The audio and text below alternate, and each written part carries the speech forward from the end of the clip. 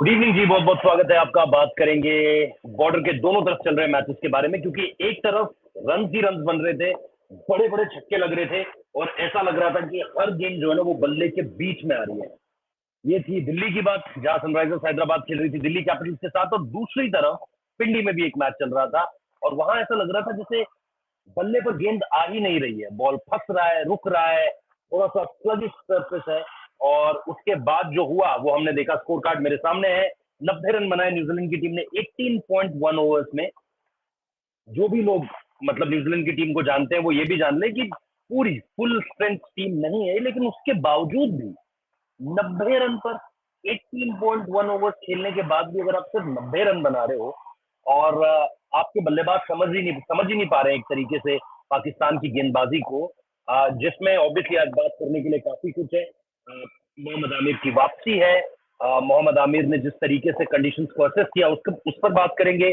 शाहीन शाह अफरीदी, जिस तरीके से उन्होंने जो पहला ही विकेट लिया, सैफर्ड का विकेट अगर आप देखोगे तो वहीं पर उन्होंने भाप लिया था। पहला ओवर एक पेस पे डाला, लेकिन उसके बाद साइफर्ट वाली बॉल पे अगर आप देखोगे उन्होंने अपना पेस डाउन किया, हल्का सा बॉल छोड़ा, रिलीज किया और थोड़ा सा स्पीड को स्लो किया। तो साइफर्ट जा रहा था फ्लिक करने के लिए, बॉटम हैंड छूटा, बढ़िया कैच लिया वहां पर। मेरे ख्याल से शदाब थे अगर मैं गलत नहीं हूं तो यहां से। और उसके बाद मोहम्मद आमिर ने एग्जैक्टली वही किया। शाहीन ने एंगल भी बदले, राउंड द विकेट भी आए और उसमें कहीं ना कहीं उनके लिए चीजें आसान कर दी। लेकिन दूसरी तरफ अगर आप आमिर को देखोगे, 2020 के बाद गेंदबाजी कर रहा है, समवेयर अराउंड अगस्त 2020 के बाद उसकी वापसी है एक तरीके से। और लगा ही नहीं कि बंदा इतने साल के लिए क्रिकेट छोड़कर गया था, 4-4 साल बाद क्रिकेट खेलने आ रहा है। अब मैच फिट लगा, सबसे बढ़िया बात यह है मोहम्मद आमिर की आज की। मैं ना विकेट आज देखना चाहता था उनके कि वो कितनी विकेट लेते हैं, ना ये देखना चाहता था कि वो कितनी गेंद स्विंग कराते हैं, और ना ये देखना चाहता था कि वो मैदान पर किस तरीके से दिखते हैं। जब आप फील्ड करते हो तब आप किस तरीके से दिखते हो। मैंने सिर्फ एक चीज देखनी थी कि क्या ये बंदा अभी भी, जबकि ये बंदा तीसरी बार पाकिस्तान के लिए डेब्यू कर रहा है, क्या ये बंदा अभी भी पूरी तरीके से फिट है। फिट है जी। वो मतलब अगर आप सारे पाकिस्तान के प्लेयर्स को देखोगे, फिटेस्ट लग रहा था सब में। एंड वो गेंदबाजी वाली कला तो उसमें है ही, वो चीज तो उसमें, स्किल तो उसमें पहले से है, और वो चीज आज भी देखने को मिली है। मोहम्मद आमिर ने जिस तरीके से गेंदबाजी करी, शुरुआत में जो चीजें खाली करी वो मोहम्मद आमिर ने ही खाली करी अगर आप ऊपर से देखोगे।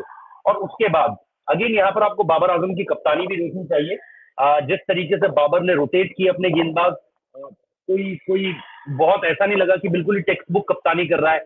कहीं कहीं पर जहां पर होना था मैचअप का भी उसने यूज किया।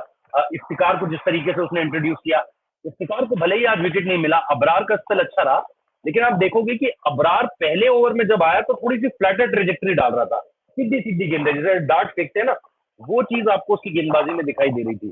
लेकिन जैसे ही उसने इफ्तिकार को देखा कि इफ्तिकार जो है टॉसअप कर रहा है बॉल को थोड़ा जिसे कहते हैं एयर दे रहा है, उसके बाद उसने भी अपनी जो है वो गेंदबाजी उसी तरीके से करनी शुरू कर दी। एंड देन मतलब आपको दिखा वो पूरा का पूरा चेंज कि पाकिस्तान ने कंडीशंस को कैसे असिस्ट किया, जल्दी असिस्ट किया, जल्दी एक तरीके से उस पर वर्क किया। पाकिस्तान को जैसे ही पता चला कि एक तरीके से पाकिस्तान को, बाबर आजम को जैसे ही पता चला, क्योंकि कैप्टन वो है, उन्होंने 7 या 8 ओवर मेरे ख्याल से कंटिन्यूटी में एक साथ, चाहे अबरार को आप देखो, चाहे शदाब को आप देखो, और उसके बाद चाहे इफ्तिकार को देखो, तीनों को लगा दिया एक साथ कर कि भाई अब तुम ही गेंदबाजी करो क्योंकि ये विकेट तुम्हारे मतलब का है। फास्ट बॉलर्स ने जो करना था वो कर लिया, अब लास्ट में अगर उन्हें कुछ करना होगा तो कर लेंगे।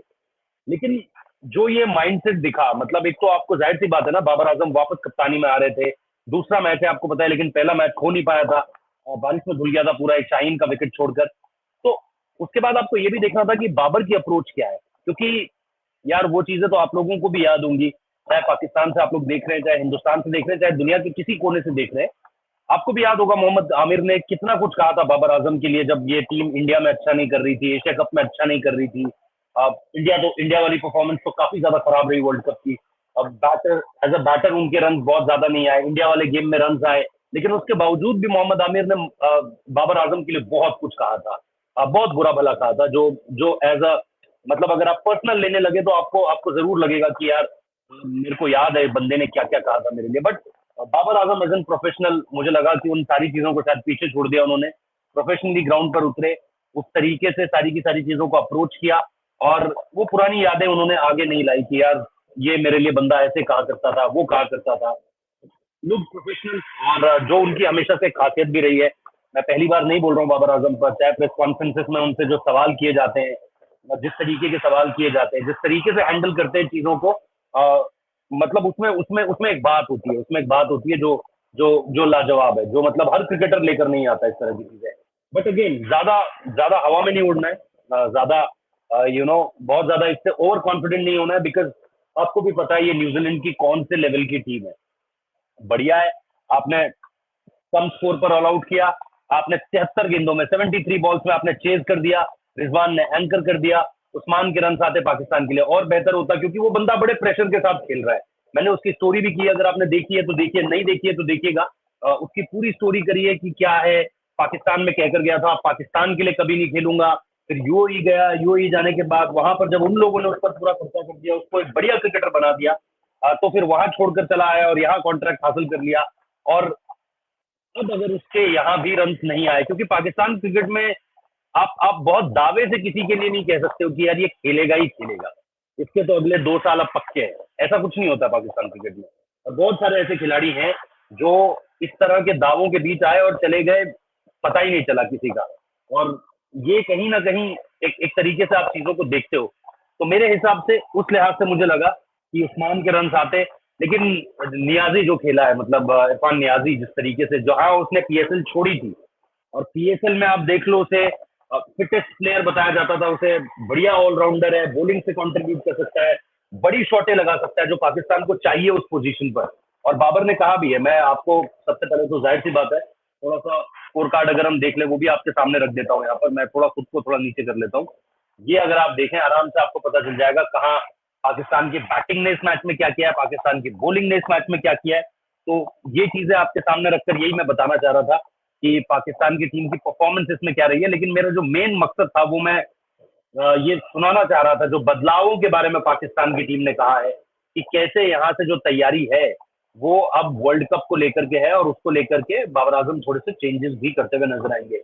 वो देखना ज्यादा दिलचस्प रहेगा मेरे लिए कि एज एन इंडियन मैं देखना चाहता हूँ कि टीम पाकिस्तान क्या तैयारी कर रही है न्यूयॉर्क के लिए, क्योंकि देखो तैयारी सारी T20 वर्ल्ड कप के लिए होनी है। कागज में पाकिस्तान की टीम कई बार ताकतवर लगती है, बेहतर लगती है, बेटर बैलेंस लगती है, लेकिन कई बार हमने देखा है कि वो चीजें वर्ल्ड टूर्नामेंट्स में सामने निकल कर नहीं आती। अभी इंडिया में जिस तरीके से टूर्नामेंट हुआ वो उसका एक अच्छा एग्जाम्पल था। पाकिस्तान की टीम अगर कोई पेपर पे पड़ेगा तो बोलेगा बढ़िया टीम लग रही है, लेकिन ऑन ग्राउंड उसने उस तरीके से परफॉर्मेंस नहीं की। तो ये जो बाबर आजम ने कहा है, मैं आपको इसके बारे में बता देता हूँ। Have to set tone in the first 6 over, पहले 6 ओवरों में टोन सेट करनी थी। The way Shaheen, Naseem and Aamir bowled was outstanding, तो बहुत बढ़िया गेंदबाजी करी तीनों ने।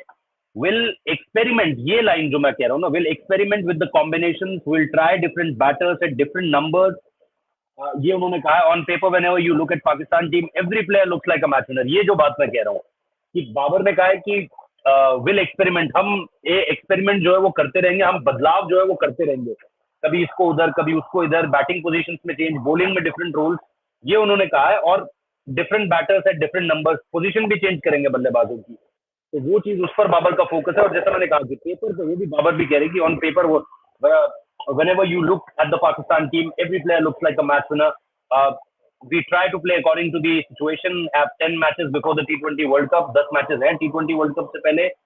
On the day, we try to do well in all three departments. Want everything up to the mark going into the World Cup. तो World Cup ही है जी, उनकी जुबान पे पूरी तरीके से वर्ल्ड कप भी है। और मोटा मोटा आप इस पूरे स्टेटमेंट को पढ़ोगे तो इसमें वही है कि बदलाव करने, एक्सपेरिमेंट रहेंगे, बल्लेबाजों की पोजीशन ऊपर नीचे होगी, और पेपर पे हम बढ़िया लगते हैं लेकिन मैच पर अच्छा करना है। और वर्ल्ड कप से पहले हमारे पास जो 10 गेम है उनमें हम ये सारी की सारी चीजें कर कर बेहतर होना चाहते हैं। शाइन ने कहा है कि did bowling after few days, shine बता रहे थे कि काफी दिनों बाद गेंदबाजी करी, 36-37 दिन उन्होंने बताया शायद मेरे हिसाब से। और फिर रिदम में आना स्ट्रेट अवे मुश्किल होता है, उनकी स्किल्स लेकिन है इस तरह की कि वो आ सकते हैं। Swing disappears, the one over bowled according to that conditions, demanded bowling has gotten stronger with return of Aamir. Aamir की तारीफ की है कि आमिर के आने से, और वो लग भी रहा था, पता है आज आज आप देखोगे तो लग भी रहा था जब ये शाहीन गेंदबाजी कर रहे थे, उस वक्त पे ये लग रहा था कि भाई गेंदबाजी से थोड़ा प्रेशर हटा है। अब हारिस आएंगे इंजरी के बाद, बाबर ने प्रेस कॉन्फ्रेंस में कहा था कि वो शायद इंग्लैंड वाली सीरीज तक फिट हो जाएंगे, इंग्लैंड आयरलैंड जो सीरीज है। लेकिन कहीं ना कहीं आज आपको देखने को लगा कि भाई बाबर के ऊपर से ऐसा लगा है थोड़ा सा प्रेशर हटा है। अब बाबर के ऊपर कह रहा हूँ, सॉरी, ये शाहीन के ऊपर से थोड़ा प्रेशर हटा है। और बस अब ये है कि पाकिस्तान की टीम ओवर यूज ना कर दे, ओवर बर्डन ना कर दे, फटीग इशू ना आ जाए बिफोर द बिग टूर्नामेंट। वो चीजें पाकिस्तान क्रिकेट में होती आई हैं। मैं तब भी कहा करता था एशिया कप के टाइम पे भी, क्योंकि दुनिया चाहे जितना भी कहे शाहीन बहुत बढ़िया बॉलर है, मैं मानता हूँ, लेकिन मेरे लिए पाकिस्तान का नंबर वन बॉलर ये नसीम है। नसीम मेरे लिए पाकिस्तान का नंबर वन बॉलर है। और मैं उसी समय से कहता आ रहा था, जहां पर भी मैं काम करता था पहले स्पोर्ट्स साथ में जब मैं था, तो मैंने यही कहा था कि इस बंदे को ओवर यूज किया जा रहा है, इस बंदे को ओवर यूज करा जा रहा है। और कहीं ऐसा ना हो जाए कि बड़ा टूर्नामेंट आए और ये बंदा गायब हो जाए बिकॉज ऑफ द इंजरी। तो उस तरीके से अब लेके चलिएगा, चाहे आमिर को लेके चल रहा है, चाहे शाहीन को, नसीम को, हारिस को, एवरीवन, चाहे शदाब, अबरार, जिसको भी आपको लेके चलना है, उस तरीके से देखकर लेकर चलिएगा। नेक्स्ट डे फिर से पाकिस्तान की गेम है, तो एक तरीके से जो टर्न अप टाइम है, वापस आना है, सब कुछ पीछे छोड़कर। बहुत ज्यादा थके नहीं होंगे खिलाड़ी पाकिस्तान के, बहुत ज्यादा गेंदबाजी नहीं की, बहुत ज्यादा पूरे ओवर्स नहीं डाले दोनों तरफ से। जहां 40 ओवर होने चाहिए थे वहां आप लगा लो 18 और आपके 12 ओवर हुए हैं, तो 30 ओवर के करीब का गेम हुआ है। 10 ओवर का गेम अभी भी बच गया है। तो ऑल डन एंड डस्टेड, 1-0 से अप हो गई पाकिस्तान की टीम। पहला गेम जो है वो बारिश के चलते रह गया था। अब तीसरे T20 में मैं ये देखना चाहता हूँ कि भाई ये पाकिस्तान की टीम, जो बाबर ने बदलावों की बात की है कि हम डिफरेंट पोजीशंस पर चीजें ट्राई करेंगे, वो किस तरीके से होने वाली है। अगला मैच भी पिंडी में ही है, बाकी के दो जो है वो लाहौर में खेले जाएंगे। तो देखते हैं कि पिंडी का विकेट क्या उसी तरीके से रहता है जिस तरीके से इस मुकाबले में रहा, या फिर थोड़ी वो दिल्ली वाली बात आएगी जिसमें दिल्ली ने भी जबरदस्त खेला, लेकिन उससे पहले जो हैदराबाद ने खेला वो बहुत ही ब्रिलियंट क्रिकेट है। वो इंटेंट उनकी जो है ना, कि हमने जाते ही मारना है, पहली बॉल से मारना शुरू करना है, और जो बैटर आ रहा था सेट होकर आ रहा था। वो एक फ्रेश अप्रोच है जिसे इंडिया को भी अपनाना चाहिए, जिसे पाकिस्तान को भी अपनाना चाहिए। जो किसी ने नहीं अपनाई है अभी तक, जो ऑस्ट्रेलिया ने नहीं अपनाई है, जो आपकी इंग्लैंड ने नहीं अपनाई है, वेस्ट इंडीज ने नहीं अपनाई थी कभी, इस तरह की अप्रोच किसी ने नहीं अपनाई है। इतना अल्ट्रा फास्ट और इस कंसिस्टेंसी के साथ अब जो आप 250 क्रॉस कर रहे हो, 3 बार इस पूरे के पूरे आईपीएल में उन्होंने 250 क्रॉस कर दिया है, बहुत बड़ी बात है। और ये नजीर बन सकती है एक तरीके से, और सबको इससे सीख भी लेनी चाहिए। तो आई होप आपको ये वीडियो पसंद आया होगा। वीडियो पसंद आया तो शेयर कीजिएगा। और यस, विद द बैट तो बहुत ज्यादा बात करने की बात की नहीं। अगर आप स्कोर कार्ड देख रहे हो तो आपको कहीं ना कहीं पता चलेगा कि रिजवान ने थोड़ी सी एंकर इनिंग्स खेली है, जो आज वो पूरी तरीके से अफोर्ड कर सकते थे।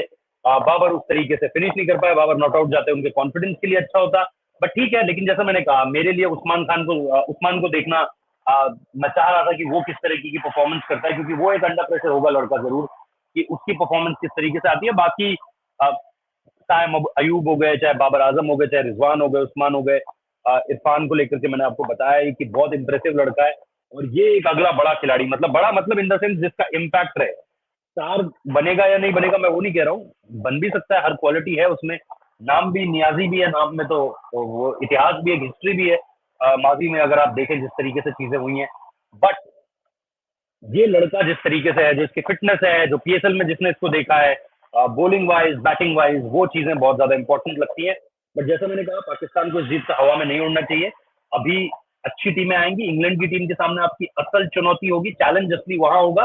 तो यहाँ से कॉन्फिडेंस लेके चलिए, सबको साथ में लेके चलिए, अपनी कप्तानी से लीड करते चलिए, हर इंडिविजुअल अपने आप में जो रोल उसको दिया जा रहा है उससे आगे बढ़िए, and there are greater heights to achieve.